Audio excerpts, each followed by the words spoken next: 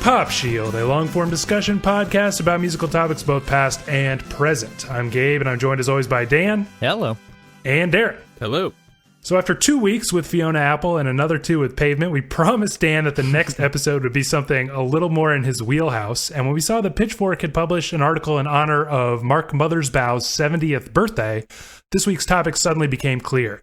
Devo. A longtime favorite of Dan's, but a glaring oversight, or as we like to call it, a blunder for me and Darren. Now, Devo is not just a fascinating band, but a fascinating phenomenon. Their mainstream popularity, which is massive, like insanely massive, by the way. You know, all of our parents, I'm sure, know Devo.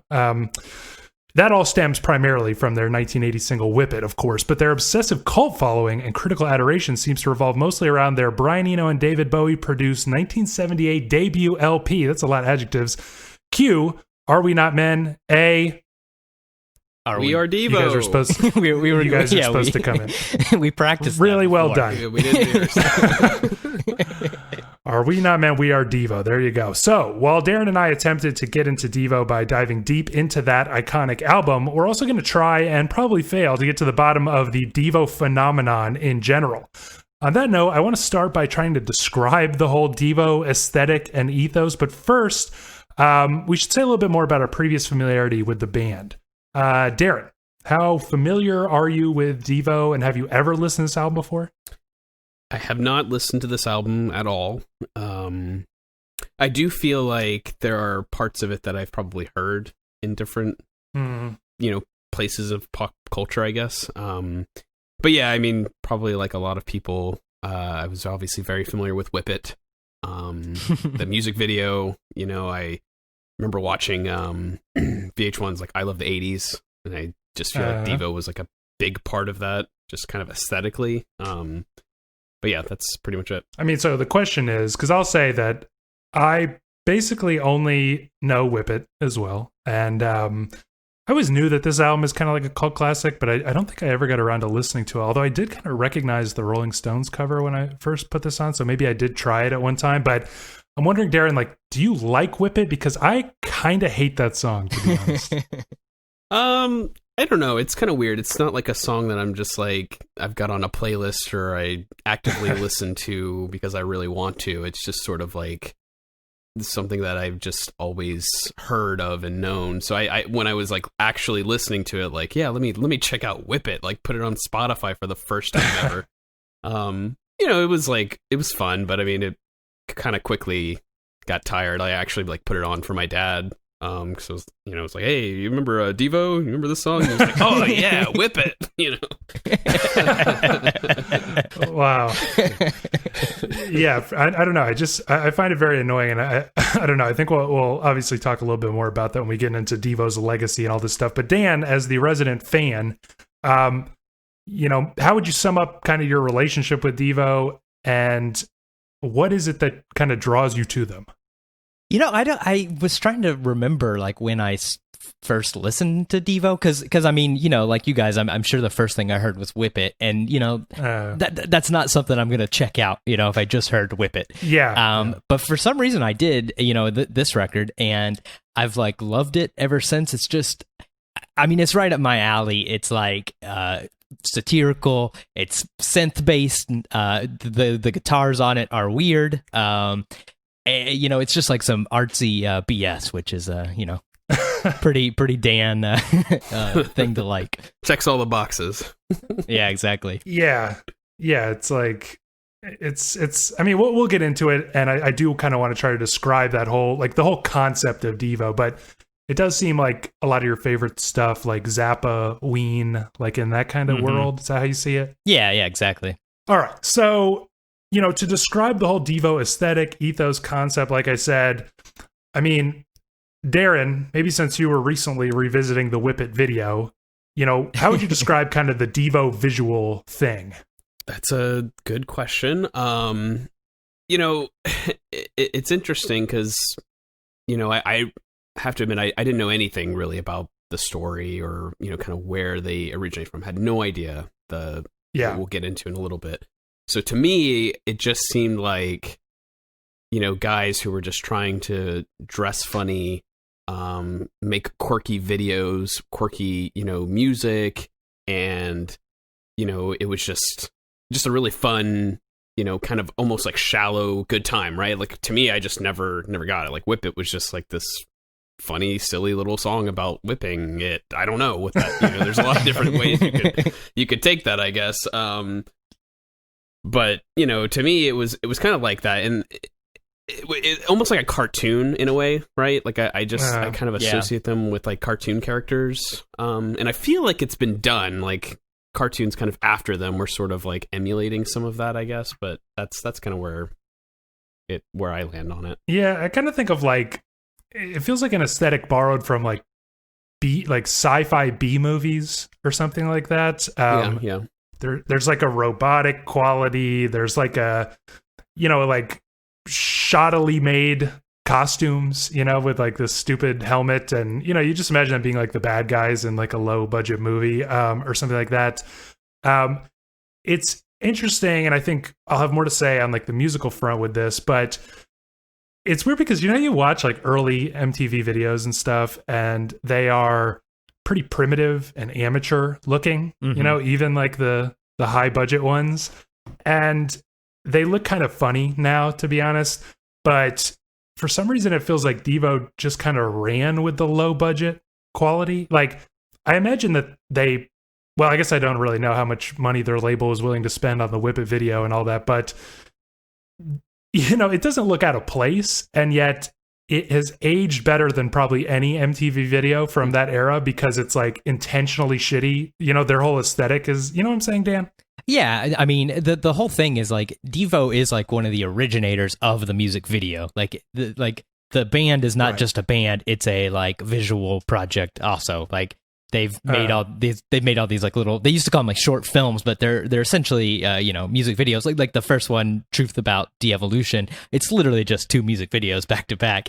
Right. And yeah, I mean they're very like low budget. I mean, especially the older one. It looks like something some art students did, and I think they like kept that. I don't know enough about it to know if that was out of necessity once, they were on Warner Brothers or what. And I think, I did read a little bit about it, and I think it was. I think, like, basically, like, nobody... Like none of the suits, thought the music video had any sort of merit or worthwhileness. It was like just too early in the MTV era, and they were very like forward thinking with them and whatnot. So I think it's an aesthetic choice as well as a necessity. Yeah. So I mean, I think that's kind of like, it's kind of funny. And on that note, maybe you can say more, Dan, about they're clearly very inspired by the Dada art movement, like the aesthetic of, I don't know, how would you even describe it? Like kind of poking fun at everything and sort of mocking the very idea of like making art or music, right? Yeah, I mean, it's like one of those bands that you can't really take anything like at face value, and we sort of talked about that weirdly enough with like Pavement last week, as like that 90s thing, but the like what we were talking about last week or 2 weeks ago, that the whole 90s thing was more of a like an apathy, like I just don't care enough. Yeah, cool to care. Yeah, exactly, like being too cool to care. Devo is like that Dada look at it. It's like like Devo's whole thing, like they're making fun of consumerism so much that they become like they just are a consumerist band. Like they're very like famous for having lots of merch and stuff, and they were one of the first bands to like really like take merch seriously and everything. But it's like it's like they're poking fun at it so much by doing it, like if that makes any sense, which I think is like a very like Dada thing to do. Yeah, I mean, what do you make of that, Darren? Like, when you listen to Devo, and of course we'll get into the specifics in a minute, but just like, do they sound like ever serious? Do they sound like they're making fun of you? Like, how would you describe that? Yeah, it's kind of weird because, again, I came into listening to this without any background and kind of like waited before I checked out the background, just to kind of like, I guess, consume it as it was. Yeah. And there were times where I was just sort of like, wondering to myself, like, are they just being weird just for the sake of being weird? Like, are they just purposely, I guess I was sort of somewhat identifying that like they were just doing things differently on purpose, but I didn't really understand that there was a, you know, kind of a deeper, like more intellectual level to that. Like it was calculated, you know what I mean? Kind of like what Dan was mentioning regarding like Pavement. It's so different because it's just like, you know, you're trying not to care, right? But at the same time, it can sound like certain songs sounds like you care, right? With Devo, I just don't. I think it's harder to identify that just by listening to the music alone, right? It's so well hidden. Like Dan said, they are like a consumer band that, like, if you aren't basically reading into them, I don't know if you're really going to get it or understand that there's a whole other level to this. That you know, to me, it's just hard to identify without additional reading or understanding. I mean, this might make me sound like a dick a little bit, but that's like one thing that's good about them, and like one thing that's so good about like Whip It being this huge hit. It reminds me of a lot of like like Beastie Boys, you know, Fight for Your Right to Party. Like nobody understands that song is satirical. Like people like literally just think that it was like a song about fighting for your right to party. And you know, Whip It, like everybody thinks that like Devo is just this like shitty one-hit wonder 80s band, and like it's sort of like they just were. And I don't know if they were purposely doing it, but like they're like the perfect band to just like, you know, on the surface level, like so many people, like it's like you don't know that you're being made fun of, you know, like I think, you know, especially like I'm sure in the 80s, you know, I'm sure like when Whip It was big, you know, tours and stuff, I bet half the people, you know, in the building like weren't in on the joke. It's like a joke you have to be in on, you know, like an inside joke. And you know, it's kind of a dick thing, I guess. You know, to be like, you're so much smarter than everyone else or whatever. But again, you know, a pretty Dan thing to do. Yeah. I mean, you know, it's like because the Dada movement is kind of like, it's like being a prankster, but it's, you know, an intellectualized prankster or something. Exactly, yeah. And yet it's a little different because if you think of Dada as like, you know, like Duchamp puts like a toilet in a museum and calls it an art piece, and then it's kind of like making fun of art in general, like what's the real difference between this toilet and that like beautiful painting. But Devo is like a little different because they're basically making, like you said, they're making their art match what's going on like in the world, you know. It's like they're writing a good pop song while making fun of a good pop song. So it's weird, but again, I'm just trying to like dip our toes into this whole aesthetic that's going on here. You mentioned that a lot of that is sort of dealing with consumerism, conformity. We'll talk more about that.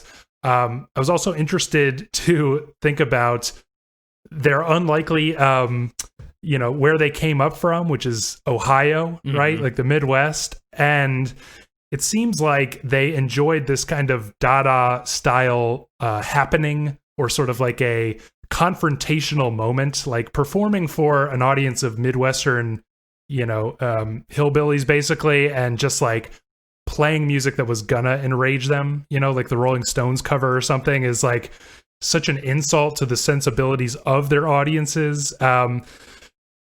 The other thing though that I can't quite wrap my head around, right, is the idea of like de-evolution. You mentioned that movie, Dan, where it's like their mission statement or something, and we'll talk about the song Jocko Homo, which is also kind of giving it's part of the movie, but it's kind of giving their mission statement.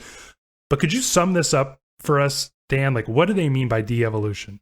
They mean that, you know, like they're saying that it's like society is not actually progressing anymore, that like people have like become so stupid that they're de-evolving, and they're like taking it as like they are Devo, like they are the face of de-evolution, you know, satirically. But that's what they're saying. You know, it's not like literal de-evolution, like turning back into a monkey, even though like Jocko Homo means monkey man. And like, you know, they talk about like monkeys in there and stuff, but they don't, I don't think they literally mean like becoming a monkey. I think they mean like becoming like simian in nature, and just you know, like just mindless. Yeah, exactly. Thank you. I mean, what do you make of that before we dive deep into it, Darren? Like, you know, because I'm sure you read as well. Like I was, you know, just it blew my mind basically to learn this stuff about. They were at Kent State. Yeah, it's crazy. When the like famous shooting happened. It was like a radicalizing moment for them because apparently they were kind of like hippies, right? Before that, your typical late 60s like optimist who's thinking about like this utopian world that we could all, build together and stuff like that. And then this moment kind of like broke them and just made them lose all faith in humanity and sort of build upon this idea that they had used as a joke before, but that people are devolving, I guess, and getting stupider, getting more awful, et cetera, et cetera. I mean, what do you make of all that?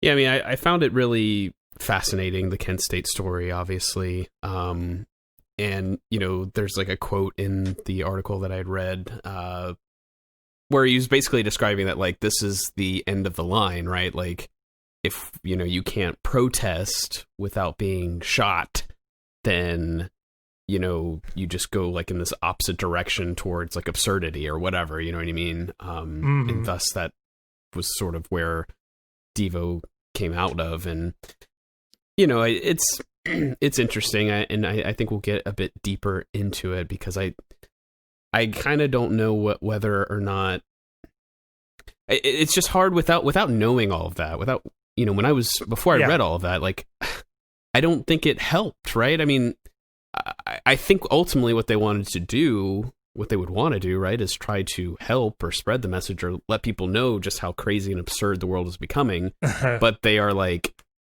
sort of like supporting that by being all of these absurd things too. I don't know. It's we'll try to get to the bottom of this. Like I said, I just wanted to like touch on this stuff at the beginning. Right. It's kind of like an out of order podcast because I feel like this is the essential mystery. It's like Devo has lore, It's like a band with lore that you have to like get into. It's very, very bizarre to listen to an album this way. But on that note, let's kind of table that and just dive into the album itself. Q, Are We Not Men? Answer, We Are Devo.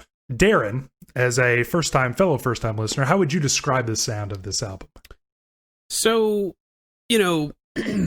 I think that I was like really surprised at how much guitar is on this record. Like very just clean rock and roll guitar. I mean, it is. Right. I'm just gonna say it. It is. It's just rock and roll sounding guitar. I mean, I was thinking like, man, this is like Blue Oyster Cult in some places, or like the Cars even. Like this is just the sound, right? Obviously that's not. This is not anything like Blue Oyster Cult or any of those other bands, really. A lot of weird things happen. A lot of it has to do with like the vocals, right? And then you have like synth kind of thrown in there. But I guess just like describing like the basic sounds, right? Like you've got guitar, you've got a bass, you've got drums on a lot of these songs, and then they're sort of like turned on their head, or maybe like the song structure in a lot of ways is like turned on its head. And I guess really the first two tracks are such perfect examples of that. You have the opening with like the yeah, like just trying to take like the most common pop like word of and just like turning it on its head, and then like taking a song like Satisfaction from the Rolling Stones and sort of just breaking it down or whatever into something totally different. There's never really, and I think it's important to talk about this, right? Like, I don't think there's ever a sense where you're like totally uncomfortable or like this doesn't sound like music. I mean, this is still music in every which way. You know what I mean? Like, there's not. It's weird, but it's not like I don't know, avant-garde. You know what I mean? Where there's just like there's something a little off. Just a little bit. I think that's what you're getting at the beginning, and I was also shocked at like how guitar driven this record is. I mean, it comes out in 1978, and it sounds like in the same world as the kind of initial punk movement. Sure. Like very rooted in that. And yet it does have some like pretty hard rockin' kind of, like you were mentioning, like the Cars or something, or maybe even Blue Oyster Cult. Not that I've listened to a ton of Blue Oyster Cult, but sure. It does get pretty like rock and roll, and yet I think that most of the songs have this kind of, what I would describe as like something kind of angular or like jagged edges to it. It's like, it'll usually be this kind of like the riff is like a looping, slightly lopsided thing that's like it's just like looping over and over again, but it's a little bit like hard to describe, a little bit weird, a little bit like the pauses in the riff are not where you expect them to be, and just kind of like looping that and yet it's like fundamentally a punk song a lot of the time. How would you describe just the overall sound, Dan, as a more seasoned listener? Yeah, I think you guys are like on the right track with it. You know, it's like a punk band. You know, it sounds like very CBGB, and they did play there sometimes. You know, but it's like it's got this. There's always like some jittery, like sort of like stop start like kind of feeling with it. You know, like the drums are always like a little off kilter. I think it's like, you know, really most noticeable in Satisfaction, because it's like a song you're probably familiar with like before you hear this, and you know they take it and they just like distort it so much. You know, in fact, like the band said that it's not a cover, it's a correction, which I love. But you know, like it's just like this. It's like a punk band, like through this like very strange lens. You know, like it honestly, it sounds like you know, early Talking Heads, you know, like 77 era. But like, if that's just not quite quirky enough for you, you know, try out Devo. Yeah, because everything is like really, really fast. And it's interesting because I have a hard time putting my finger on how exactly they pulled it off, because punk bands, you know, they do that. Like you listen to live Ramones, it's like the Ramones were already really fast, and then they play it like double speed, and it just sounds like they can't make it fast enough. And yeah, there's something about speed and like intensity kind of bind it together there. Here it's like the songs don't really get like ripping, you know, they're not like building an intensity, it's just the speed part of it, you know, and it's kind of disorienting because he's like kind of shouting, yipping, yelping, like in a very David Byrne kind of way. His voice even sounds quite David Byrne-ish to me. And yet the thing, it just always sounds like the song is like going too fast. I mean, would you use words like, because I don't know how to put this, but again, I was surprised at how much like a punk band they sound. But Darren, would you still describe it as kind of robotic or like mechanical, the way that a lot of people describe Devo in general? Yeah, I mean, I think so. And I think a lot of that has to do with the sort of yipping and yelling and shouting of the vocals, right? I think that has a lot of... it really calls to mind for me that visual of Devo, you know what I mean?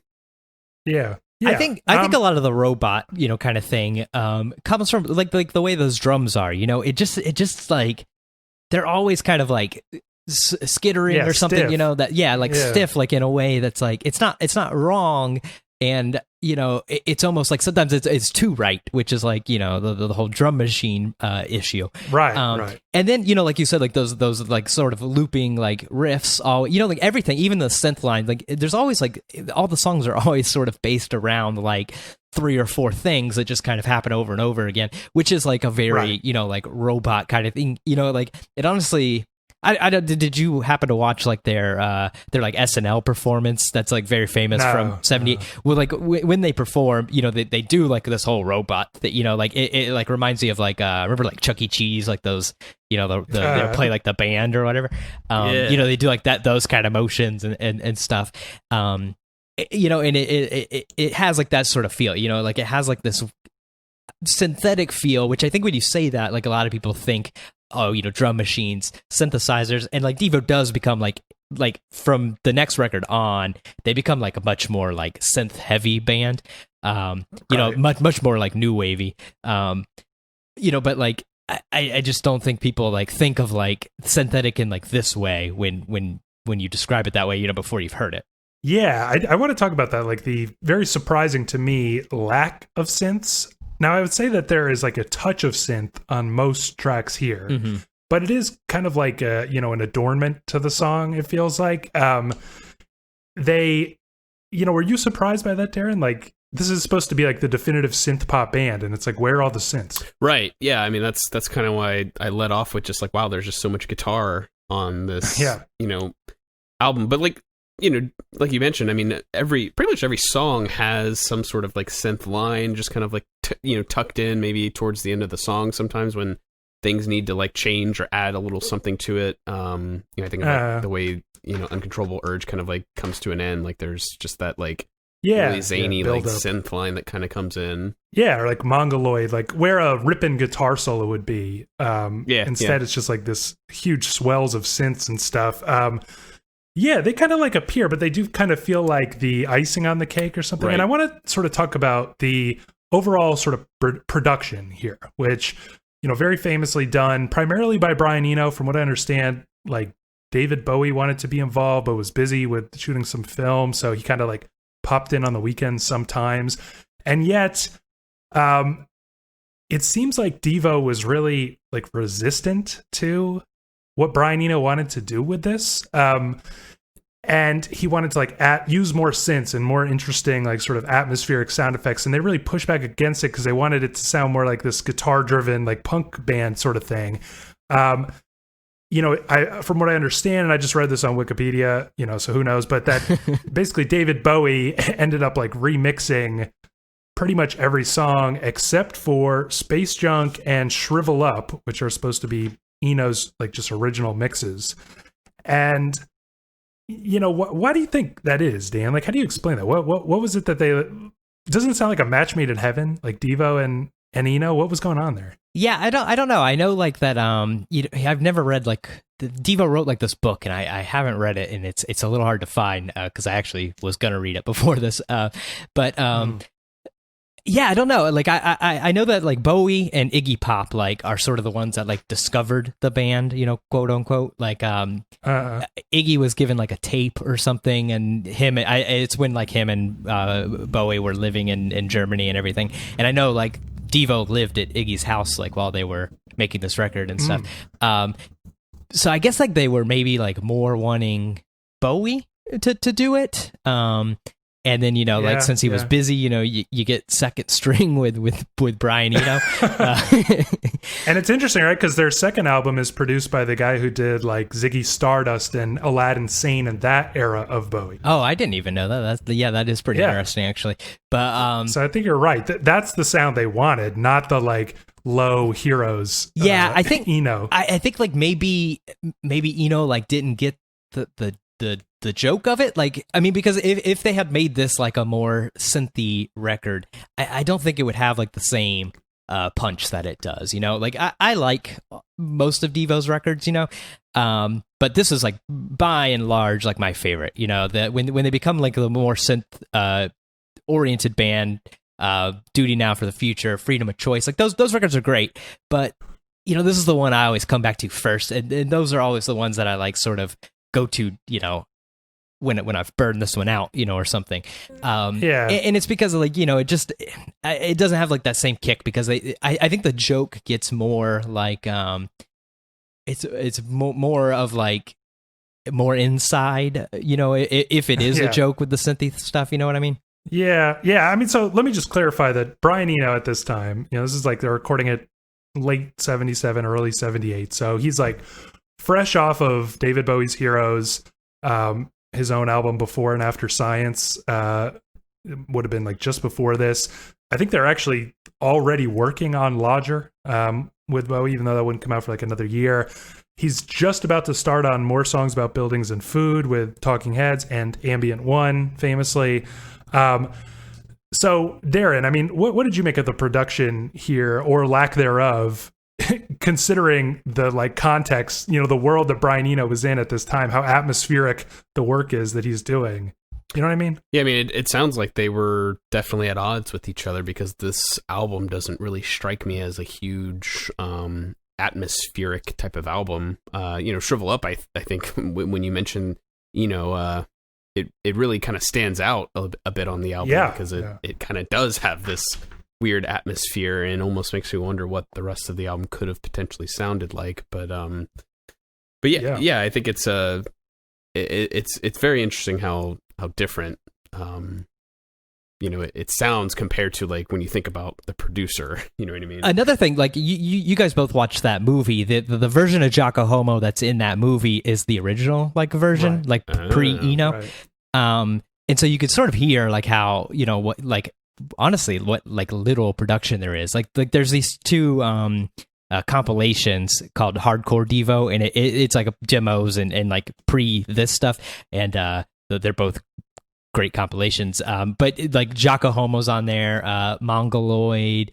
I think Stones cover. Yeah. That's what. And so you can like if you listen to those hardcore Devo like versions, you can hear like really like how little kind of production, like this isn't a record you put on and be like, oh, is this Eno? Like it's very like it's very much like a surprise. It's like a good trivia fact. Yeah, if you're trying to show somebody like how brilliant Brian Eno is, and showcasing a couple of his production works, you would never pick this in a million years. No, exactly. And I was going to mention, Shrivel Up is, like you said, Darren, it really does, like, it almost pangs me because it feels like what this album could have been to me. And I feel like we're jumping ahead a little bit here, but like this song is very atmospheric. It's got like a dark, menacing kind of very post-punk as opposed to kind of the pure punk that you hear on a lot of other places on this album.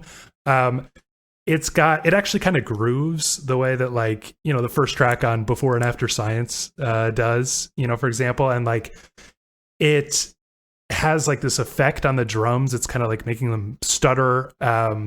It's got like, just like sort of an interesting sort of use of reverb and stuff like that. Do you feel at all, Darren, like, wouldn't it be cooler if the whole album just had this on it? I mean, I think it would be a very different album. Because I mean, I really do kind of like some of the other tracks, and maybe it's just because they're a bit more rockin', you know what I mean? But yeah, I mean, I do agree. I would love to hear it because I feel like when you talk about like, or I guess what I thought, this is kind of more of like what I thought it was going to be like, right? Like kind of weird, atmospheric, just strange sounds from like all the instruments sounding weird, and not just like a synth here and like the vocals being kind of weird. When I got to this song, it was kind of like, it almost felt like a B-side or something, like just outside of the album. Dan, had you not kind of laid out like, okay, this is the last song on the album, I probably would have struggled figuring that out at first. You know what I mean? Yeah. What do you make of that, Dan? Yeah, I mean, I would like to hear, and I mean, if it exists, somebody email me, like, a bootleg version of like the, like the original, cuts or something, like that would be like super interesting. But I don't know. I mean, I love this album the way it is. So it's hard to say that I would want to change anything. I mean, I love Shrivel Up just as much as I love kind of anything else on the record. But I get where you're coming from with it.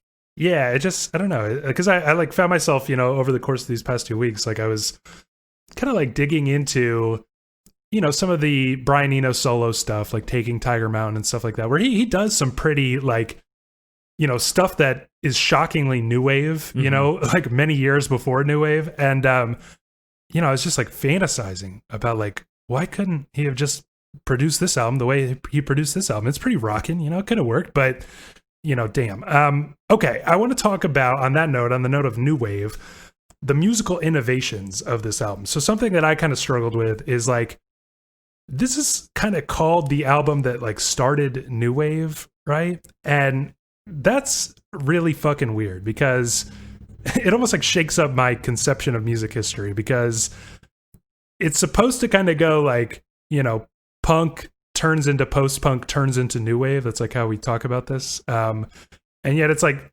it's all happening at literally the same time. You know what I mean? They're like post-punk bands forming as punk is barely getting off the ground, which is weird enough. But then the fact that there's new wave stuff happening is even crazier. And yet, I mean, would you even describe this as new wave? Is there like a chance that we're just sort of applying what Devo turned into to this retrospectively? I think a little bit. I think if this was the only Devo record, or if they just kept going in this direction, I think maybe we wouldn't like see it as obviously. I mean, because like you both said, there's definitely synth on this record, and obviously synth is like the lifeblood of new wave. Like it's here, but it's definitely like accoutrement. It's not the it's not the main dish or anything. Right. It is a very like guitar based record, but I mean, I think the seeds of it are definitely there.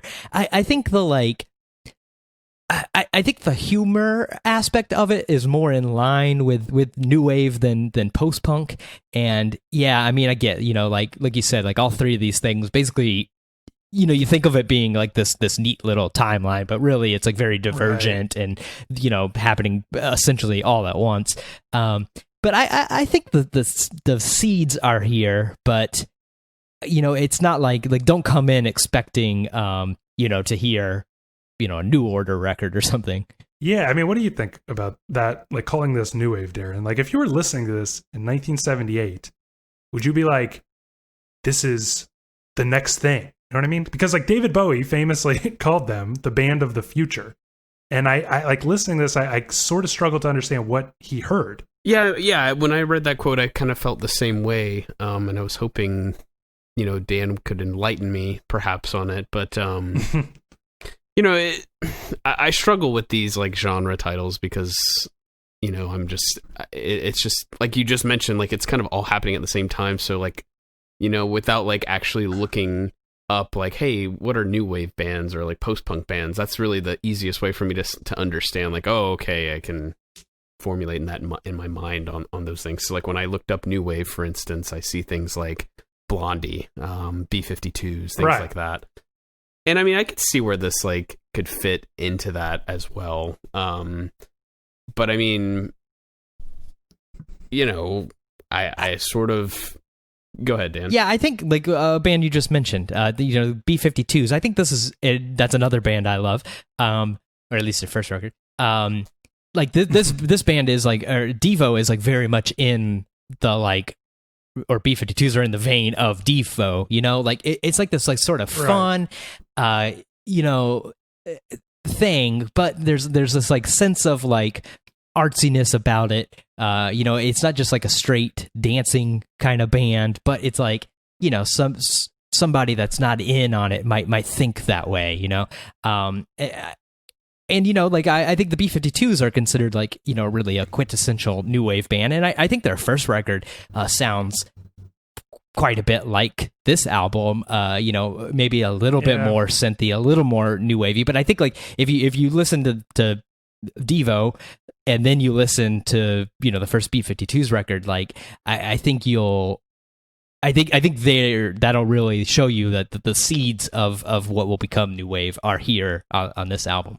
Yeah, I mean, I guess that's kind of like what I settled on is that, if you go back and you listen to Velvet Underground, and you listen to something like, I'm waiting for my man, or like Run Run Run or something, you can like after the fact be like, oh, I see how like punk kind of starts here. You know what I mean? But if you were listening at that time, you wouldn't be like, what is this? Is this punk? Like, what is this? You know what I mean? Like it's just like in retrospect. And I feel like, yeah, after we experience new wave, you can look back at this album and like see that it's kind of being birthed here. But it's just, I'm just fascinated by the fact that like David Bowie is thinking of this as like the band of the future. Well, It's like something that that quote, strikes. I don't know the context of that quote, like where he said it, but it might be part of him being in on the joke, because like Devo's one of their like catchphrases or whatever is like duty now for the future, and they like always talk about the future. So I always like sort of read that, and like I said, I don't know the context, but I think it's like a little bit of him like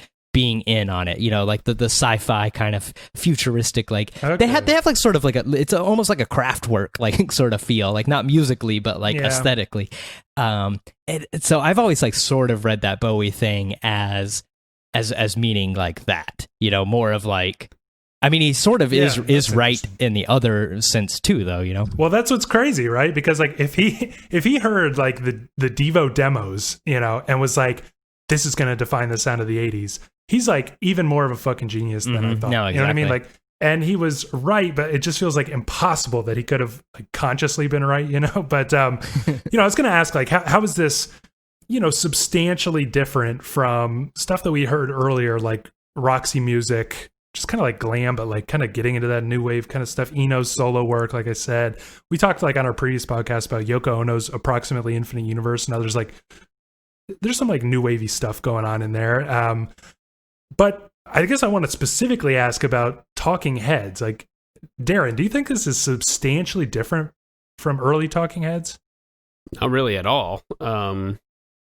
In fact, I thought it was, very similar. Not just his voice or anything like that. I was very surprised at how I don't know.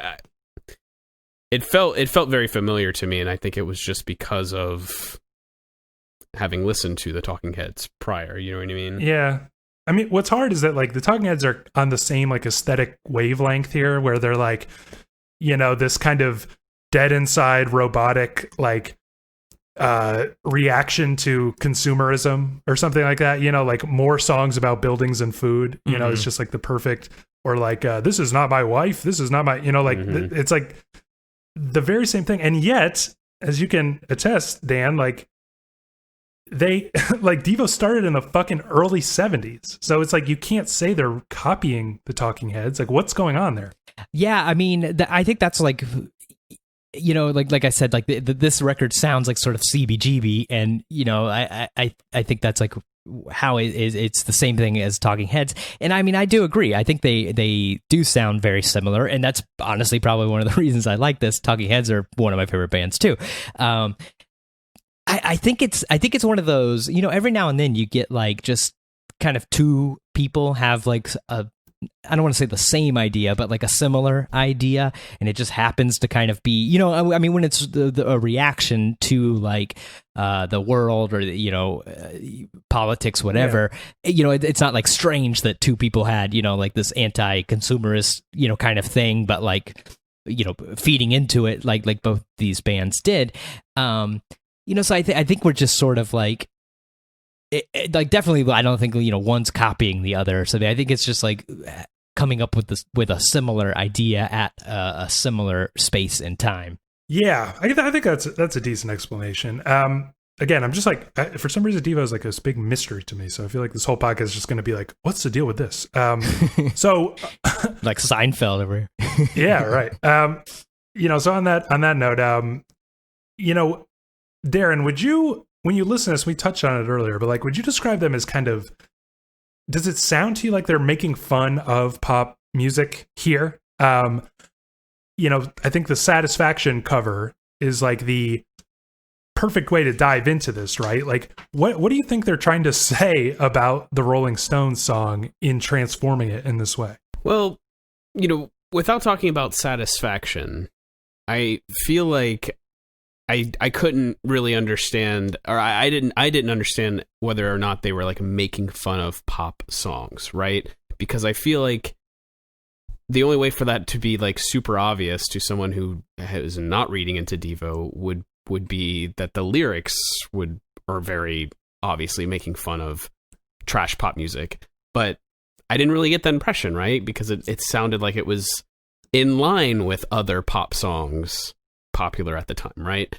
Now looking at like Satisfaction, you know, to me that just without all the context, to me just kind of sounded like it's just a different take. Like they're just adding this very weird Devo aesthetic to a rock and roll song. You know what I mean? Yeah, because I kind of felt like, you know, you have to have Satisfaction there because it causes you to question the rest of the record, you know, because to me it sounds so much like they are like taking the piss out of this song. And then it's like, and then you're kind of like on edge because you're like, when it sounds normal, like, do they mean this? You know what I mean? Like if that wasn't there, I feel like there would be just like really nothing to say. Like it would be one of those cases where it's like, they might have these highfalutin ideas, but it's not really present in the album itself. But just by putting this one song here, you are kind of like, you know what I mean, Dan? Like you're forced to question everything. Yeah, I mean, I think like 100% Satisfaction is like the key to the inside joke, you know, of the record. Yeah. I mean, because especially you got to think like that when this came out, it's not like people could just go on the internet and like read the Wikipedia and be in on it, you know, like I did, you know, it's like you had to like sort of figure it out or whatever. And I think Satisfaction is like that key. I mean, I said earlier, the quote from the band where they said, it's not a cover, it's a correction. And I think like they definitely are taking the piss out of that song. You know, they're taking like what year is Satisfaction from? It's from the 60s, right? 65, yeah. Yeah, so I mean, you know... Well, I was going to mention, just as a side note, that, you know, if we were to think about, like, if this album came out in 2020, they would be covering, like, Stronger by Kanye West, or, like, Umbrella by Rihanna. That's how old it was at that time, which is a little weird. Yeah, that is kind of weird to think of. But no, I mean, it's like saying, taking like some old song, at the time and bastardizing it. And they famously, like on that SNL performance I talked about, like they did Satisfaction the week after the Rolling Stones were on the show. And there's like a quote from Mick Jagger about it where he says he like didn't get it. Which I think is like perfect, this old man Mick Jagger, which strangely now is, it's just like it's not getting it, like this rock idiot like couldn't conceptualize it, and I think that I don't know, like this song, I said like before, like it sort of has this like feeling of like the Chuck E. Cheese robot band, and I think like this song like in particular like really like it's like having one of those robot bands like play a song, it's right, what song, like when you listen to this, like even without the lyrics, like you know what song they're playing, but it's not right, it like has like that real sort of like that's such like a thing that puts you like on edge or whatever, it's like it's something when you hear it and it's like it's just wrong enough where you recognize it but you don't fully, you know what I mean? Yeah, I mean, I just feel like it's a perfect song choice because it's like it's like a youth anthem, it's like one of the like top, just rock songs, like period. And they've like sucked the life out of it or something. They've turned somehow like this song about just like sexual energy and sexual longing, like Mick Jagger just wanting to get laid basically, into like math. Is what they've turned it into somehow. Yeah, and it's like a math rock song.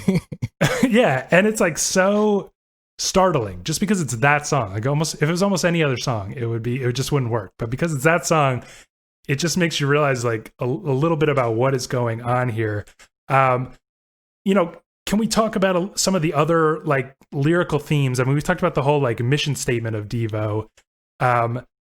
There's certainly stuff sort of like taking the piss out of commercialism, consumerism, branding. You mentioned the merch and stuff, Dan. It's like very interesting how like branding as a band, it like always existed, but I don't think bands thought about it, and they were like one of the first to kind of think about their brand, and yet they're making fun of having a brand. But what do you make of some of the lyrical themes that you noticed, Darren? Well, I look at like Come Back Joni, which is actually one of my favorite songs on the record, I guess, musically. And I'm like kind of like, again, this balancing act of trying to understand what is happening here. What are they making fun of? Are they making fun of something? My listening to this record has altered as I learned more, right? Right. They mentioned like Johnny Be Good. And then, but the song is called Come Back Joni, right? And so like, I don't know, I guess I didn't really like understand most of the points of the songs, right? Lyrics are sort of something that's secondary for me for listening, but right. Not, it all just seemed like, I don't know, I guess I kind of just thought everything is just sort of like weird and quirky, right? Like the song Jocko Homo, and they're just repeating like are we not men, we are Devo, like over and over again, like a mission statement, but one that I'm not in on the joke or the inside of, yeah, like that Come Back Johnny, it's like it does feel like, because the lyrics are sort of loosely they have this kind of like trope that you hear in a lot of like rock songs where it's like a guy like buying a guitar and setting out on his own or something like that. You know what I mean? And yet he kind of like crashes into a semi or something. And it just feels like that's another like little taste of rock history and them kind of like taking the piss out of it.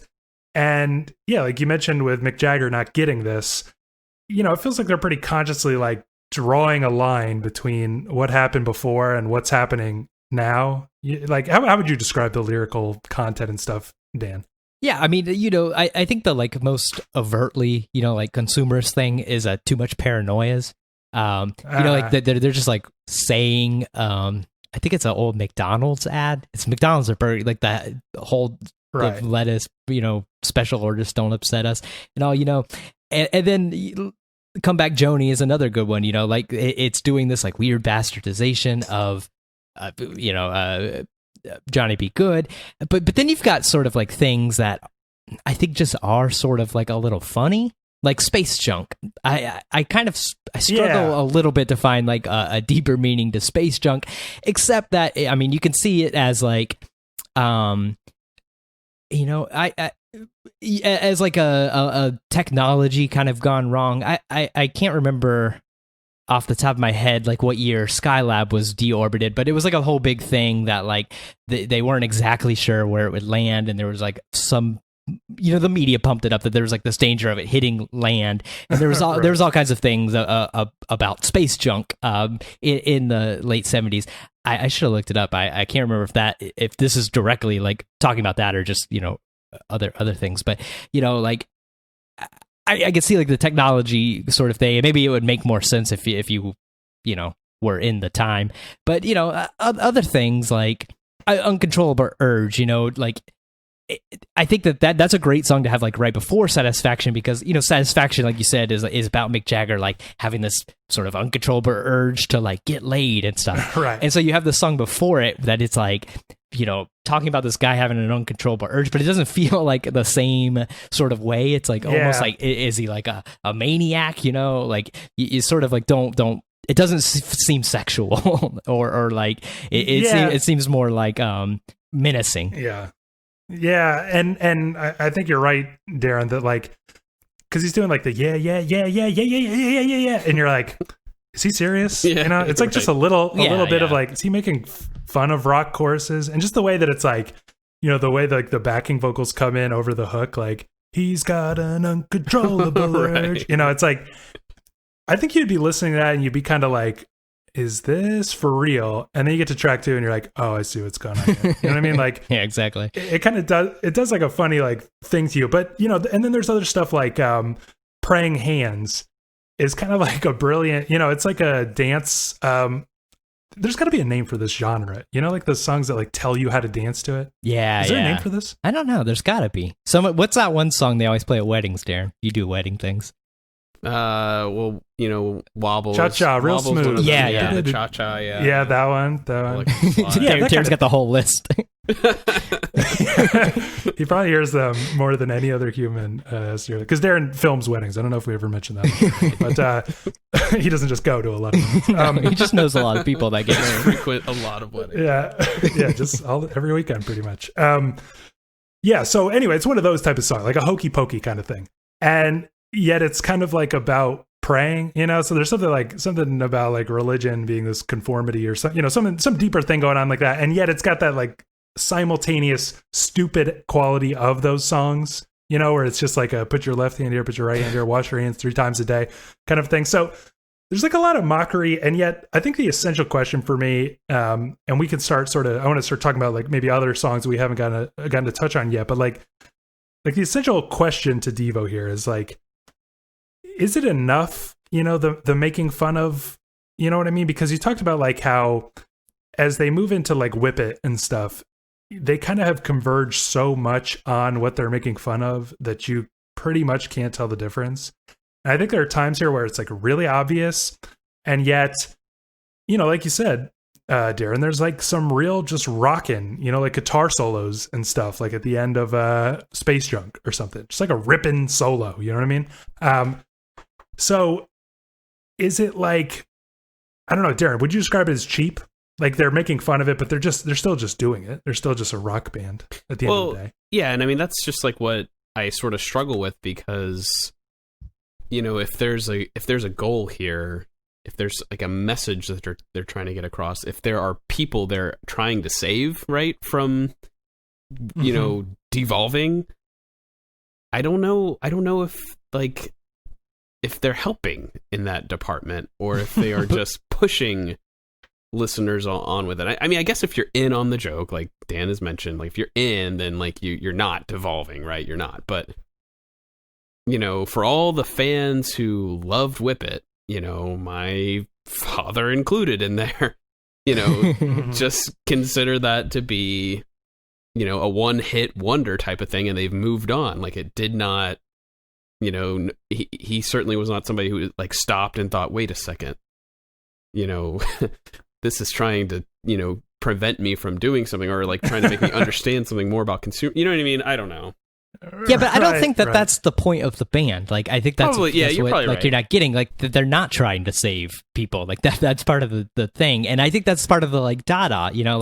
Like Dada was called like anti-art, and like you said, like Duchamp, like putting Fountain in the that art contest or trying to like it, when people like don't understand that, like that's the thing. He's not trying, like I think like Duchamp doesn't want like the average person to understand like that he's making fun of like these art contests with Fountain. It's supposed to be like you get mad at it. Like he was provoking people. You're not supposed to get the joke, and I think that's Devo. Like you're not really supposed to get it. So is it only for like elitists who can just like turn and look and say like, look at the idiots out there? Like, is that what this is for? Yeah, I think it sets up. It's like, I don't think it's necessarily a bad thing, but I think about like the band Tool, who we've talked about on this podcast as well, where it's like they create this kind of like intense devotion among their fans by creating this, weird space where it's like the real fans get it, and the others listen, but they don't get it. You know what I mean? And like, in some ways it's a little cheap and a little off-putting, because you're kind of like having it both ways. You know what I mean? Like, you're still making often very dumb songs here, and like, and then propping it up with this kind of like, of course it sucks. It was always supposed to suck. Like there's something a little annoying. I was only pretending. Right. It's that same like trolling. Yeah, it's like a proto 4chan kind of a thing at some points. I think the thing though is I think if you strip all that away, I think this is still a good record. Like, this is just a great, like, early new wave or late punk like sort of record. I think like truly, like if you took the lyrics away and you just had these songs, I think they're like good songs. I think that like I really like the stuttery, robotic, like jittery drums and guitar riffs and stuff. Like, I like that, like without the joke or the inside ness of it. I think like underneath it all, like if you strip it away, they're just actually good songs. The same way like Ween. Like, I don't really like, part of the thing with Ween is that it's funny, but like they're just also like songs that you want to listen to, like if it was just joke songs that it'd be Weird Al and be garbage. Yeah, that's a good point, because like Ween's like chocolate and cheese or whatever, a lot of times they're like making fun of different genres and stuff like that, and it just so happens that like all the songs are really good, so you kind of like get to enjoy it anyway while laughing at it. But so I think that's fair. I think that I want to talk about just some highlights and then some lowlights. I guess I try to do highlights first just to not be like a dick, but because we're on the topic, I think there are a couple songs here where it like kind of breaks down. So like the song Mongoloid, for example, is probably like my least favorite song here. It's problematic as hell. Yeah. Spent a lot of time a on little that. bit. It's like a person with like Down syndrome, who they're calling a mongoloid, is like, because the world has devolved so much, he just like fits in just fine. It's like it's really fucked up, incredibly fucked up. But my qualm is that it's kind of like a shitty like local bar band, kind of a rock, like, he was a mongoloid. It's like, I really think that song kind of sucks. It's very annoying. I don't like this song. And you're kind of like, okay, they're making fun of it. I get it. It's supposed to suck, but you know what I mean? Like, at the end of the day, it just kind of sucks. I disagree. I mean, I'm sure that's a surprise, but I like that song. I mean, you're right. It is problematic, and I've tried to avoid saying the title a few times. But I think it's. I mean, it's hard to say it's a fun song because of like the subject matter and all. But I think like take the subject matter away and just the music to it. I think is like a fun, new wavy kind of punk song that's not bad. I don't know. Just like I just imagine like going to a local bar and like just replace the lyrics. Like I live for rock and roll. I live for rock and roll. You know what I mean? Like imagine how fucking shitty that song would be. I guess that's, you know what I mean, Darren?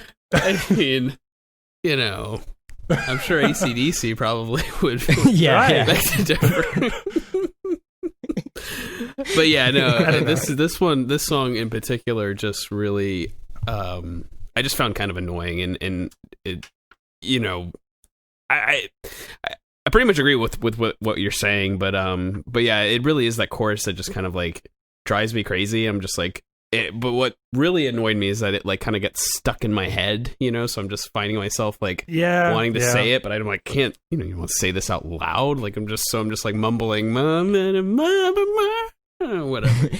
One of the funny things about it too, that's actually the first single Devo ever released. Can you imagine that in you know how fast would they be canceled today? Yeah.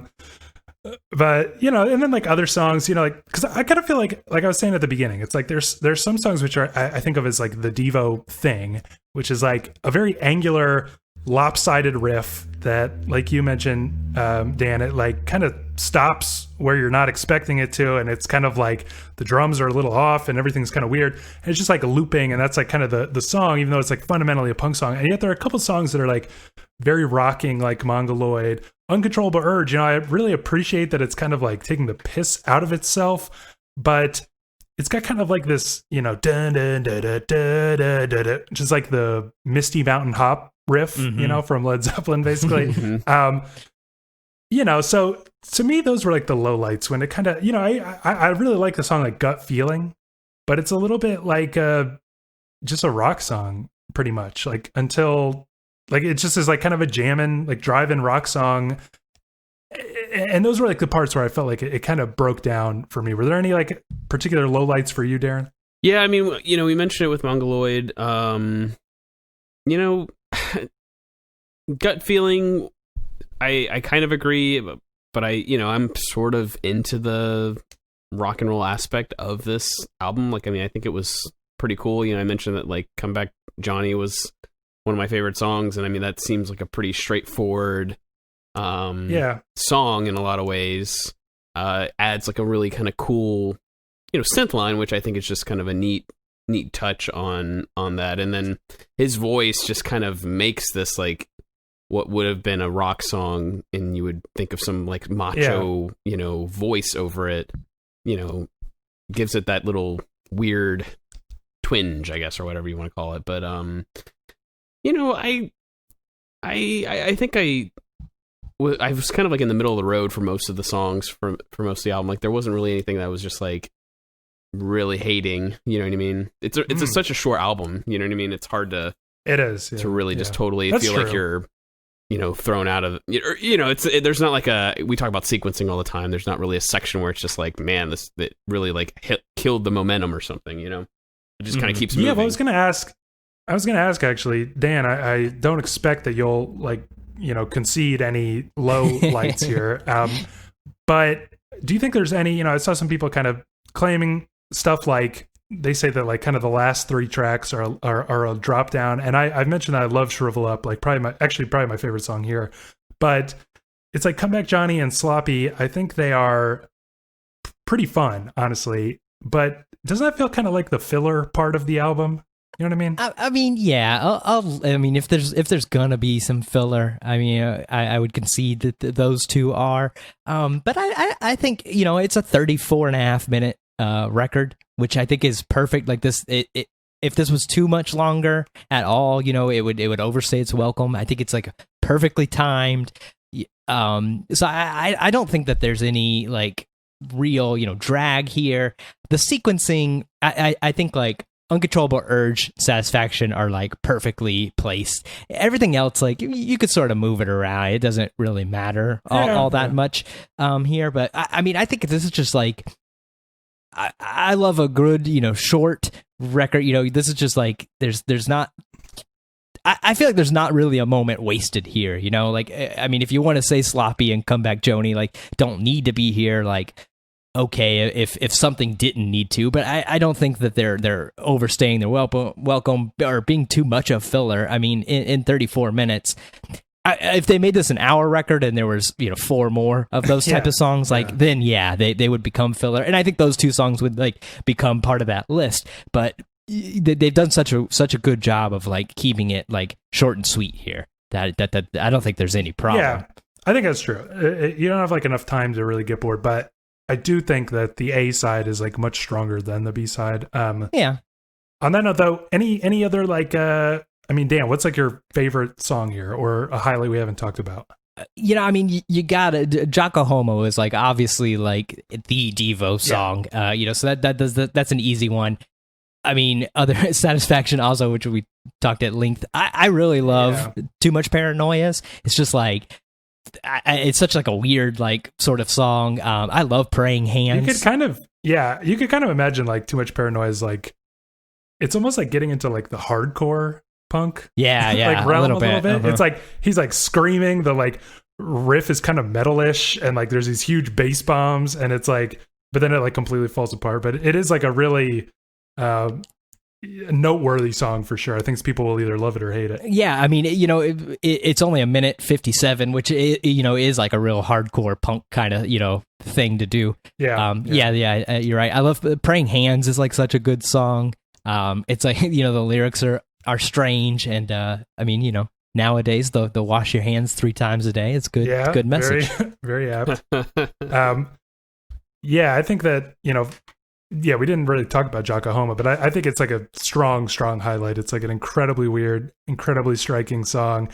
I love the way the time signature changes from like 7/8 to 4/4, and it's just so like clever how they refit the chant, are we not men, we are Devo, into the new time signature, like the way it changes there. And just the idea of like call and response is really perfect for the Devo like concept of conformity and everything like that. It's just like everything is kind of working there. Any highlights we didn't mention for you, Darren? No, I think we've covered it. Okay, so just in general, I'm getting sort of a lukewarm vibe from you, Darren, just to sum up our general thoughts on getting into this, and for Dan revisiting it. But I mean, how would you sum up your feelings about this album? Yeah, I mean, I feel like lukewarm is a pretty good way to describe it. I don't think I necessarily hated it. I found myself, enjoying some moments and everything, but just not really like, when you listen to something that's like totally new or something you've blundered on, you're sort of searching for that song maybe that kind of like grabs you and, forces you to repeat it again and again, and then you sort of explore the rest of the album. And it's just that didn't really happen, I guess, for me. And maybe it was because I spent so much time of it like listening without knowing really what the inside stuff was, you know what I mean? And then once I did kind of understand a bit more of the context and come back to the album, and maybe I'm just being an old man here, but I just like was like on the outside of the joke, I guess. I am what they're making fun of now, I guess. So. Yeah. They're just a capitalist square. Yeah, right. Yeah, I kind of had this feeling like I get it. It's not that that funny to me. Like sometimes it's like actually not funny. It's like a little bit like you're having your cake and eating it too, kind of a thing, like I mentioned. But overall, I guess I felt that pretty much every song here is strong. And even the songs that I don't like as much, they often have something like just the like gut feeling, I think, is like way too long and maybe a little more like ordinary, but it's got that whole like I've got feel it, it's like great. The whole like she's so sloppy is like just great hook, even though like I think the song is a little fillerish. So it's just like, I think to me it just felt kind of like, I kept thinking of, you remember that band we talked about on our old podcast, X-Ray Specs? Yeah. Mm-hmm. It was kind of like, okay, it's a punk album, but it's like really good. You know what I mean? Like I just kind of felt like I felt a little let down by having this idea of like, oh, it turns out Devo are like trailblazers. They invented new wave. They like are totally Dada, like sabotaging the music industry and stuff. And then I felt like at the end of the day, it was like, this is just like a really good kind of punk record, or really like actually kind of great punk record. But how would you sum up like your revisiting this week, Dan? Yeah, I mean, this is honestly an album that I would call a 10 out of 10. It's an album I listen to a lot. Like me and my wife like both love this record and Devo a lot and stuff. So this is honestly like a car record we play a lot and listen to together a lot. We've got a painting of it in our house. You know, like so really, I mean, honestly, this is like a record that I listen to every, you know, handful of months or something, at least once or twice. So it's not so much revisiting as just listening to it again. Yeah, right. Okay, so no big changes then. And I will admit though that it does really, really get stuck in your head, like you said, Darren. And to me, that's like always a sign of like it's working, you know, or something. Like I mentioned this with Fiona Apple, like, you know, it's kind of like listening, just feeling it out, you know, seeing what I would think, and then it's like I find it like running through my head all the time. Like, well, it must be pretty good. I'm just like I'm like trying to go to sleep, you know, and like all I can think is like Texas, Kansas. Yeah, I love that like, Texas. Fucking crazy. Okay, so now I want to just spend a little time talking about the Devo legacy. I think we did a good job trying to like get into what the phenomenon of Devo is, but you know, why would you say, Darren, that this album seems to inspire such like cult fascination? You know, I mentioned how like weird it is. It's got to be like unprecedented, where it's like they have like a mainstream fan base based on the song Whip It, pretty much. And then they have like this other separate like cult fan base based on this album, which I think the one party wouldn't really like the one versus the other. You know what I mean? Correct. So what do you think it is about this album? Well, you know, I think it's has a lot to do with kind of all the things we've been discussing about how on the surface this sounds like the type of pop record that, you know, was going on at the time and was influential into the 80s, right? But that, you know, there's a whole different level, right? There's a special club for people who get to really know and understand, and only certain people are allowed to be a part of that. And, you know, it's this like age old idea of like kind of just being in the know about certain music and, you know, getting to hold that close to yourself and your the mainstream just never quite getting it, you know what I mean? And having it to yourself. And that's a cool thing. And you know, and I'm not making fun of it, because there's certainly bands that I probably do feel like, you know, I feel cooler because I know this band, and, you know, most people don't get it or whatever, you know what I mean?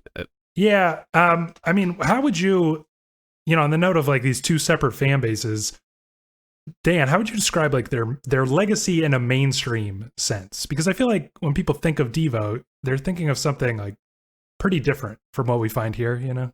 Yeah, I mean, I think, you know, your average, you know, Joe Schmo that knows Devo from the radio and whatnot, they know like Whip It, obviously. And I think like since that music video was so like influential and like really sort of like one of the like you know, first videos that really, you know, were a thing. So like a lot of people think of that, you know, they think of the funny outfits, they think of the funny hats, which are actually called energy domes. You know, they think of that. It's like this fun, like sort of quirky, like, you know, maybe slightly artsy, like sort of nerdy band. I think with like the glasses and stuff, they really sort of get this like nerd sort of thing, which I think was kind of like an aesthetic of the 80s. And I don't know if it's like Devo just happened to fit that, or if like that sort of like comes about like partially because of Devo. Like I don't know, but you know, I think like why this album inspires like the cult fascination and stuff is because what I said, like it's just like if you strip it all away, like it's just an actually like pretty good like punk record. You know, it's the same reason why like I think Talking Heads are a similar sort of band. Like, you know, we sort of think of them as like these big indie heroes, you know, that are doing the you know, these like 77 and More Buildings About Food, and then they become this like band that's you know, incorporating Afrobeat and all this stuff. But like I saw David Byrne live on his last tour a year or two ago, and like I was really like shocked. Like there's so many people in there that were like clearly there because they like the songs that they know on the radio and stuff, it like really was like sort of apparent that there was like sort of two fan bases, like the crowd was like very split between like people my age that were there, and a bunch of mongoloids. Well, that was Gabe, you can email him directly. But no, yeah, I mean it was a bunch of like moms and dads, and I'm sure some of the moms and dads were cool, yeah, but then there was like just normies who know the songs on the radio, or it like really like honestly shocked me that like he David Byrne and Talking Heads were like so big, and I think like Devo, I've never seen Devo live, but I feel like that's like sort of how it would be if you went to a Devo show, like you would get this mix of like people that see them as these sort of like cult heroes, and then these people who just like whip it and think the outfits are cool, and like like sort of like the 80s. I don't know, the 80s is just like sort of the time that it is both of those things, like, and I mean I know this album is 70s, and another album that's also late 70s, like the B-52s, they're sort of the same way, people know Rock Lobster and Brick House or I can't think of the goddamn song now. But what is that? Love Shack. Yeah, Brick House. There you go. There we go. Love Shack. They know those. That was played at the wedding, actually. That's often played at weddings. That's a banger. That is it an is a absolute banger. It is a banger. But but then there's people like me. Like I absolutely adore that first B-52s record, and Rock Lobster's fine, but I sort of see that as a low point, of the thing. Yeah. And Whip It, I think, is a low point. Like that record, Freedom of Choice, I like that record a lot. But honestly, when Whip It comes on, I tend to skip it because it's just one of those songs that's like so drilled. Skip it good. Yeah, it's just so drilled into like culture and society that it becomes like, it's like sitting through a commercial. I feel like. Yeah, but I feel like, even the kind of normie fans, quote unquote, would sort of recognize Devo as pioneers of music video, and pioneers of the synth heavy 80s sound. I think that they have and deserve that legacy, but that this album has like very little to do with that. And I feel like this album, and I do know that those like hardcore Devo compilations are supposed to be, people love them. Yeah, it's they're like really great.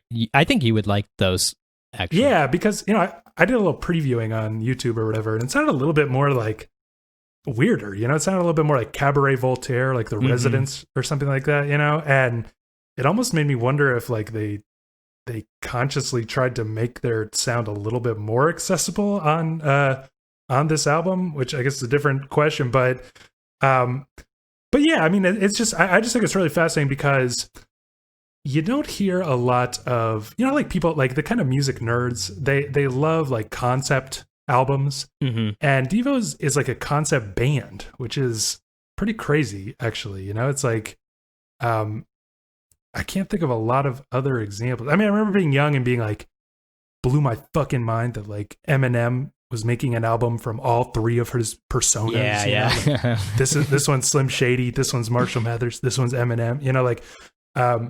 So that kind of like big concept. I don't know. It just like attracts the kind of like music obsessives that I think this album is like really made for, and the kind of people that, they feel like they're on the in group. So just to kind of return one last time to the question that bugged me all week. Well. I feel like that dichotomy, it's like significant, because like I said, people are like, oh, they've got those are the normies that like Devo, but they don't really get Devo. But like at the end of the day, is it a little bit bullshit, Darren? Like, how subversive is this really when it's, you know what I mean? Or like Whip It, especially. Like, how subversive is Whip It really? Is it at all? Well, I mean, if you are, willing to do a little bit of studying up, and try to understand, which I don't, 1980, that didn't really exist. So I don't know how folks like my father could have ever understood it. I mean, I think the music video is kind of like, making it somewhat obvious, I think, but, yeah, I don't know. I struggle with it, but I'm the normie on the normie side, I guess. So Darren sounds hurt. A little bit, yeah. He just realized that this whole album It's just making fun of me fun of him and for 2 weeks. I think, like the dichotomy, I mean, it's easy to say it's like a little bullshit and then it's not really that subversive, but and I don't want to get into like too deep of an art thing, but like think of like Picasso. Like Picasso was like the ultimate like subversive, and then he becomes arguably the most famous artist of all time. Like nobody doesn't know who Picasso is, but he also like, when he started Cubism, like that was a subversive act that just became unsubversive. You know what I mean? Like I think when you look at it like that way, it's like maybe there was some subversion in Whip It. It's based on some like the video and everything. It's based on some like really highfalutin novel that I can't think of the name of right now, but I've never read it. It's like if you look into it, it's actually like pretty like highbrow and whatnot, and I think like that, like today when you listen to Whip It, it's a song you've heard on 8 million commercials, on the radio 8 million times, right. So it's hard to like separate it. I mean, like I said, like even I like that record and I have a hard time with that song just because like I knew that song like so deeply before I ever like listened to that record or listened to Devo or anything. So it's like really sort of hard to like separate it just because it's become so ingrained like in the culture. But I think there is a subversion there, and that just because something becomes popular doesn't mean that it's no longer subversive or never was subversive rather. Yeah, I guess, it's like, well, in the normies' defense, I think that everybody thinks of Whip It as like a funny song, I don't think like people are like that brain dead, you know what I mean? It is a funny song and a funny video and everything, but like I guess like we've talked about it a couple times recently actually, where it's like it sort of seemed like like vaporwave, for example. It's like kind of making fun of a sound, and then like ironically, and then that sound kind of gets incorporated, and then you hear like, you hear a lot of like hip hop artists or whatever who have this kind of like weird, warped, like kind of retro thing going on, and it's like it's like sincere. It's like taking that sound that was kind of ironic or like that retro sound and kind of doing something with it. And I feel like, it maybe blunts the impact in retrospect of what Devo is doing because they were followed by an entire decade of people just kind of like doing that like sincerely, and Whip It in particular. And I think that it probably was very like subversive at the time because it's like, I don't know, maybe it's like Kraftwerk or something. Like it's intentionally robotic. It's intentionally like sounds intentionally primitive in some places and stuff, and yet because it became the sound, it sort of like warps the way it must have sounded like very shocking, I think, at the time. And so I think we can credit them for that, even though maybe if it's hard to listen to. The last question I wanted to get to, just as sort of a fun thought experiment, like could something like Devo exist today, and like what would it be like? Like what would they be taking the piss out of if they existed today? I don't know, because we're in such and I think Devo is like one sort of cause of it. We're in such like a ironic, like sarcastic time, like it's like genuinely like when you go on Twitter or something, like I feel like and you always sort of like, I don't know if it's just me or whatever, but like, when the people our age, we sort of like have this like sarcastic speech and everything. And then like sometimes when you forget and you like do that around your parents or something, and they like they're not in on it, and they like take you at face value, and you have to be like, oh no, it's like a joke. Yeah. You have to be like, oh, whoops. I accidentally, forgot you were a boomer or something. But like, it's like, I don't know. Like, I think if Devo existed today, just everyone would like very much realize that it's sarcastic, and it would maybe be a little stupid because everyone's doing it. It wouldn't be subversive because it would just sort of be what everyone's doing. But I don't know like how much responsibility like Devo has like in a hand in that, and I'm sure they do. At least to some respect, especially like in music. Yeah, what do you think, Darren? I think it could sort of exist. I mean, I think in a broader sense, the internet, or like the age of like trolls, right? Kind of already. I think that would be what this would lean into if such music like existed, right? It would be like a music, like a soundtrack for the trolls of the internet. You know what I mean?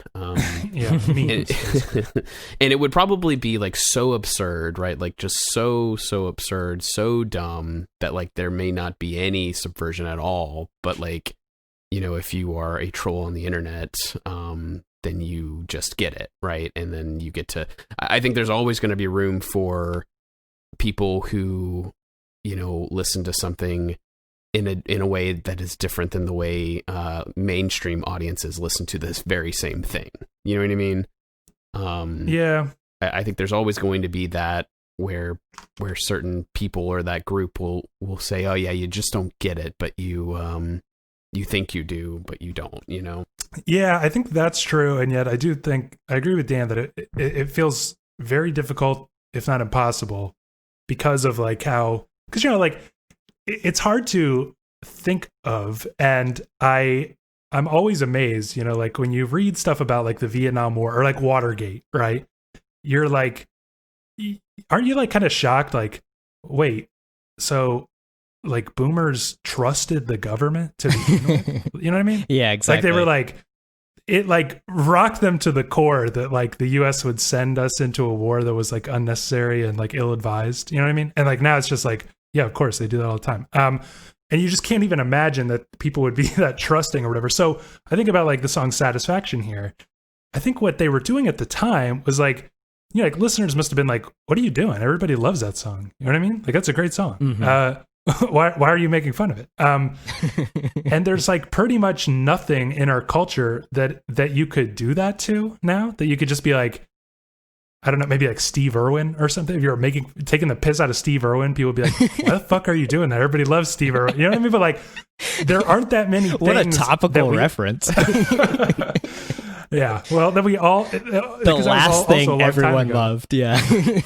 Could that be the last thing everyone loved? Steve Irwin. Good question. That is. We should do a podcast.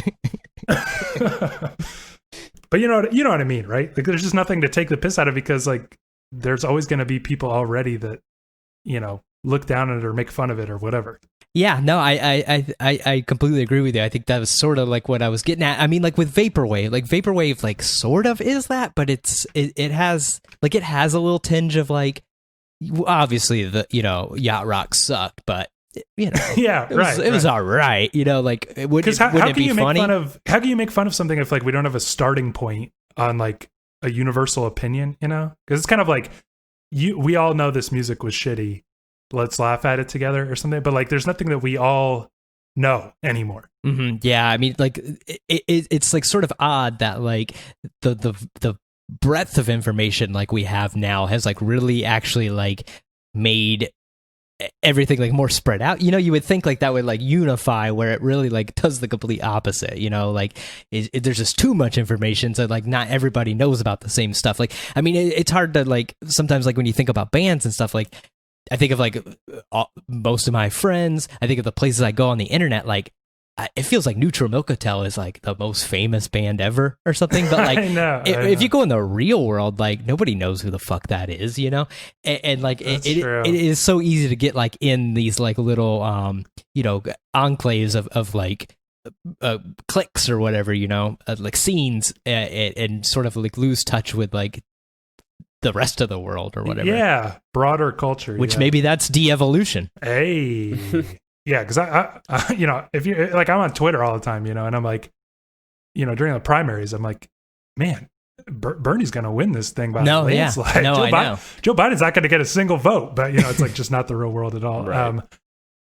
Yeah. Any closing thoughts, Darren, on Devo or our oversaturated reality that we're stuck with now, or anything?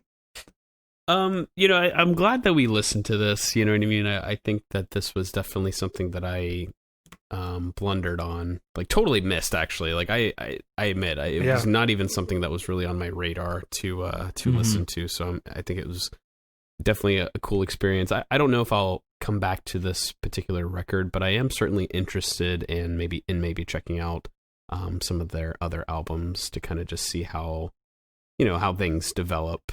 Yeah. I also am really glad that I finally got around to it. I think it really does challenge my what I thought I understood about like the development of sort of punk and new wave and stuff in the late 70s. And I already this week did spend some time with those later albums because my girlfriend fucking loves the song Whip It and wants to do it just over and over again. Well, that's great. Well, you're both welcome. We should do more Dan things. Well, what do you think? We'd love to read your thoughts on the air. Feel free to request albums that I like at I fucked it all up.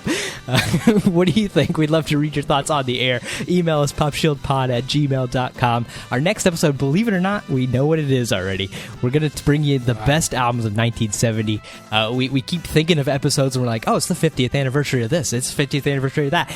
And we just can't get to them all, so we're going to do a big, giant episode of celebrating those records for you. So if you like the show, help us out, subscribe, leave us a 5-star review wherever you get your podcast. Stay connected. Twitter, Facebook, Instagram, all that junk is at PopShieldPod, and we'll see you in 2 weeks. See ya. So long.